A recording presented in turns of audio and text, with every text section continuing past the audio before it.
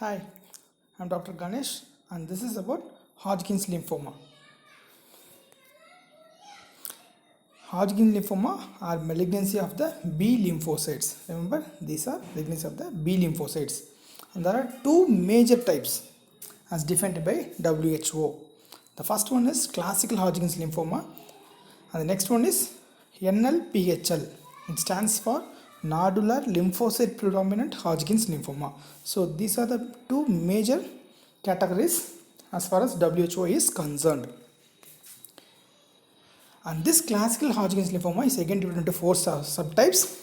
They are nodular sclerosis, lymphocyte rich, lymphocyte depleted, and mixed cellularity. And the last two, that is lymphocyte depleted and mixed cellularity, are commonly seen in elderly patients and HIV infected patients, whereas nodular sclerosis is seen in younger age. And these two, that is the nodular sclerosis and mixed cellularity, accounts for 95% of the Hodgkin's lymphoma cases. And Epstein-Barr virus is one of the virus that is commonly found in HIV patients who have Hodgkin's lymphoma. And the pathognomonic cells are Reed-Sternberg cells. These are the malignant cells which are positive for CD15 and CD30. These lacks the usual markers for B cells such as CD19 and 20. And these Reed-Sternberg cells are positive for CD15 and CD30. Epidemiology, it has a bimodal distribution, that is there is a peak in and around the 20 years and there is another peak in and around the 80 years. So this has bimodal distribution, and with the recent regimens 85% cure rates can be accomplished, and these are common in males and white peoples. This is the WHO classification which states nodular lymphocyte predominant Hodgkin's lymphoma and classical Hodgkin's lymphoma, which is further divided into nodular sclerosis, lymphocyte rich, lymphocyte depleted, and mixed cellularity. And the disease is classified by Ann Arbor staging, which states four categories: category 1, 2, 3, and 4. Category 1, that is there is involvement of a single lymph node or a single lymphoid structures, that is spleen, thymus, or Waldenström. These are single. So single involvement is stage 1. Stage 2 is two or more lymph nodes on the same side of the diaphragm. Stage 3 is involvement of lymph nodes on either side of the diaphragm, and this 3 is again divided into 3-1 and 3-2. 3-1 is involvement of the spleen, splenic hilar lymph nodes, celiac nodes, and portal nodes. And 2 is, along with the above said 1 group, there will be involvement of the para-aortic, iliac, and mesenteric nodes. And stage 4 is extranodal sites. And there is one thing called the B symptoms. These are nothing but the unexplained weight loss more than 10% in the 6 months, and unexplained fever, and recurrent night sweats.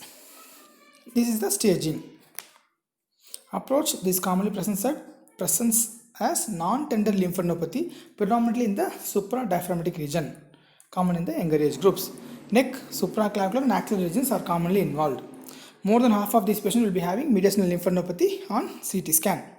And subdiaphragmatic presentation is rare and is usually seen in elderly patients. This is one peculiar fever, that is the patient will be having fever, that is a febrile period, followed by afebrile period. Again the patient will be having a febrile period. This is called a Spell-Epstein fever. And 1/3 of the patient will have only B symptoms, that is unintentional weight loss, unexplained fever, and night sweats.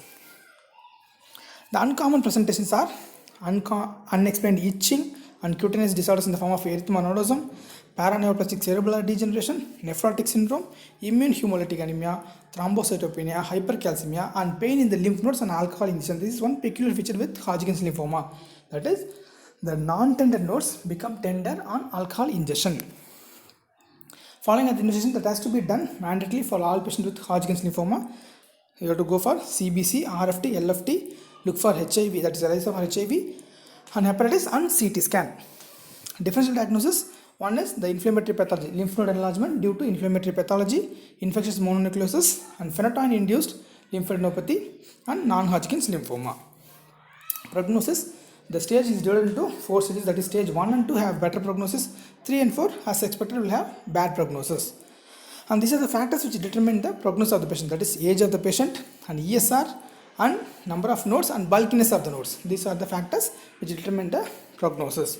And there is one scoring called the International Prognostic Scoring System, IPSS, which takes into consideration the following 7 points, that is male sex, age more than 45, and stage 4 disease, albumin less than 4, hemoglobin less than 10.5, WBC more than 15,000, and lymphocyte count less than 600. 1 point is given to each one of the variable. Higher the value, poor is the prognosis.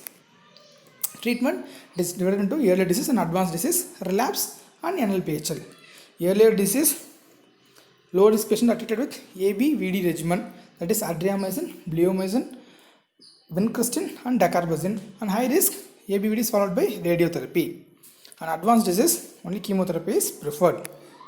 And relapse disease are treated with anti-CD30, that is brentuximab, and bone marrow transplant can be tried. And there are two regimens that can be used. They are ICE and GND regimens.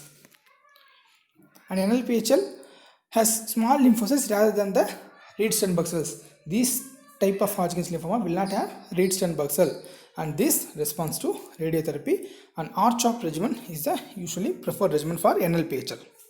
Thank you.